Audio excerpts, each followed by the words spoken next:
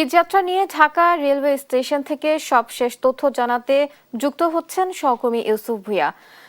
ইউসুফ, ঈদযাত্রায় আজ কেমন চলছে ট্রেন এবং কি বলছেন যাত্রীরা, জানাবেন।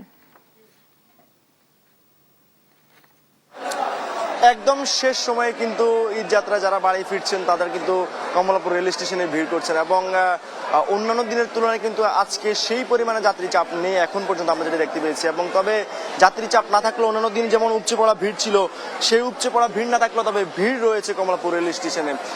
ঠিক কিছুক্ষণের মধ্যে আপনি আমার স্ক্রিনে দেখতে পাচ্ছেন, ঠিক কিছুক্ষণের মধ্যেই জামালপুরের উদ্দেশ্যে যে ট্রেনটি ছেড়ে যাবে সেই ট্রেনটি কিন্তু এখানে রয়েছে এবং সেই ট্রেনটিতে আমরা দেখতে পাচ্ছি যে বেশ উপচে পড়া ভিড় রয়েছে। এবং এর বাহিরে কিন্তু একই সময় সকাল 7টার সময় কিন্তু সোনার বাংলা এক্সপ্রেস চট্টগ্রাম অভিমুখী যে ট্রেনটি, সেই ট্রেনটি কিন্তু ছেড়ে যাবে ঢাকা থেকে। তবে এখন পর্যন্ত প্ল্যাটফর্মে রয়েছে দুটি ট্রেনই।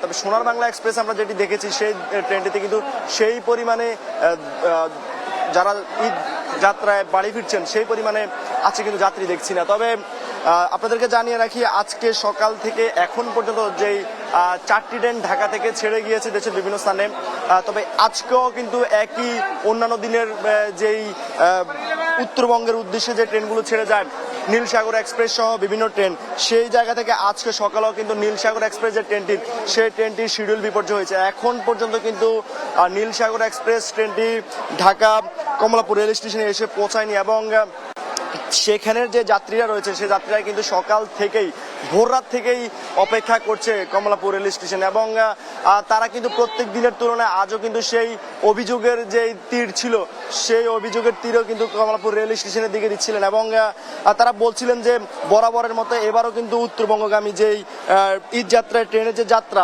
সেই যাত্রায় ভোগান্তিতে পোহাতে হচ্ছে তাদের। এবং এছাড়া এখন পর্যন্ত অন্যান্য যেই দেশের বিভিন্ন প্রান্তে যে ট্রেনগুলো যাচ্ছে সেই ট্রেনগুলোতে কিন্তু অন্য দিনের তুলনায় আজকে কিছুটা কম বলা চলে যে ঘরমুখী মানুষের ভিড়। আপনি জানেন যে গতকাল রাত আমরা দেখেছি উপচে পড়া ভিড় ছিল, অনেকেই দেশের উদ্দেশ্যে রওনা হয়েছিলেন এবং তারা বাড়িও পৌঁছেছেন। তো আজকে শেষ সময় এবং শেষ দিনের মতো ঈদ করার জন্য বাড়ি ফিরছেন মানুষ।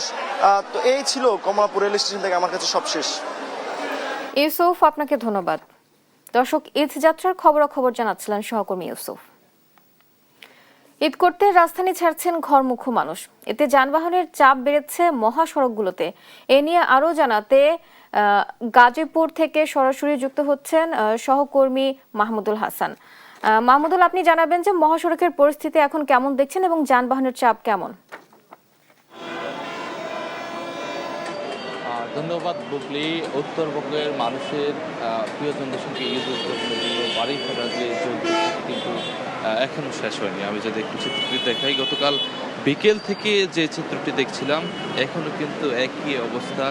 হাজার হাজার মানুষ এখনো পায়ে হেঁটে উত্তরবঙ্গের দিকে এগিয়ে চলেছে এবং খোলা ট্রাক, পিক আপ, এইসব মালবাহী গাড়িতে করে জীবনের ঝুঁকি নিয়ে মানুষজন কিন্তু ঈদ উদযাপন করতে বাড়ি পানের ছুটে চলেছেন। এবং গতকাল বিকেল থেকে যেই চিত্র এখনো পর্যন্ত কিন্তু চাপ একই রকম রয়েছে। একেবারে সেই বগুড়া থেকে চন্দ্রা পর্যন্ত একেবারে থেমে থেমে চলছে যানবাহন। বিশেষ করে কোনাবাড়ি থেকে এই চন্দ্রা পর্যন্ত সবচেয়ে বেশি অচল অবস্থা সড়কের। এখানে গাড়ি একেবারে থমকে আছে বলা যায়। এবং এই চন্দ্রা পার হয়ে কালিয়াকৈর পার হয়ে সেই টাঙ্গাইল গ্রামে এলেঙ্গা পর্যন্ত প্রচুর যানজট বলে হাইওয়ে পুলিশের কন্ট্রোল রুম থেকে নিশ্চিত করা হয়েছে। এবং এই যে বাসগুলো দেখা যাচ্ছে এগুলো মূলত অন্যান্য রুটে এবং এখন সবই উত্তরবঙ্গে চলে এমনটি মনে হচ্ছে। এই সড়কে রোড পারমিট না থাকলেও এই সড়কে ঢুকিয়ে অতিরিক্ত ভাড়া আদায় করা হচ্ছে যাত্রীদের কাছ থেকে। এবং এই যে আজকে শেষ দিনে গাজীপুর যেহেতু একটি শিল্প অধ্যুষিত এলাকা, গতকাল 45% পোশাক কারখানা ছুটি হয়েছে এবং এর আগের ধাপে 42% পোশাক কারখানা ছুটি হয়েছে। তো সব মিলে বলা যায় যে আজকে শেষ দিনে পোশাক কারখানা ছুটি হবে 2.8%।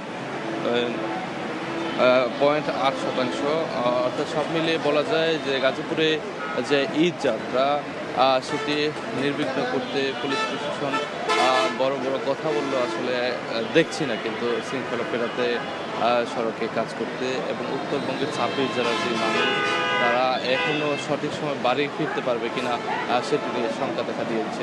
তো গাজীপুরের চন্দ্রা থেকে এই ছিল সবশেষ। মাহমুদুল, আপনাকে ধন্যবাদ।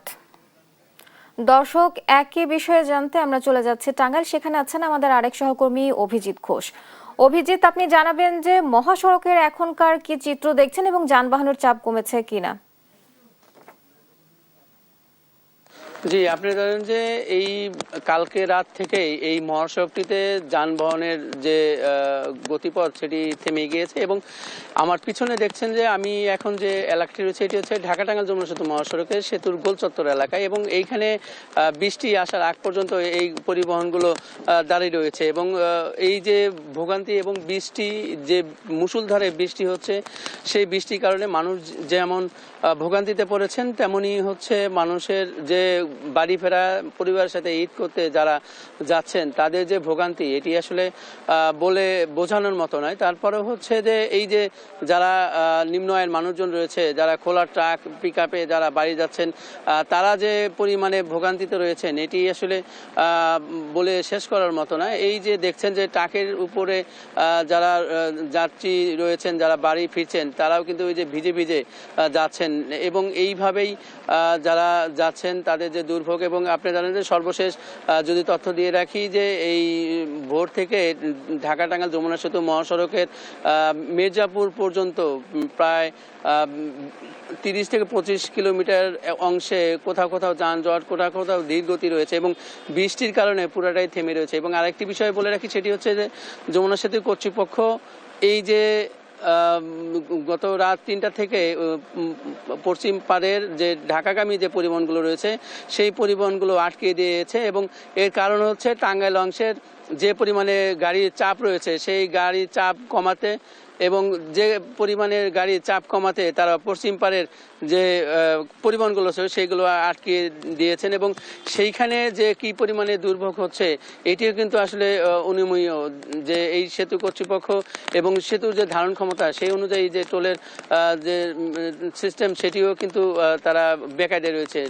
এই ছিল টাঙ্গাইল থেকে মহাসড়ক নিয়ে আমার কাছে সর্বশেষ।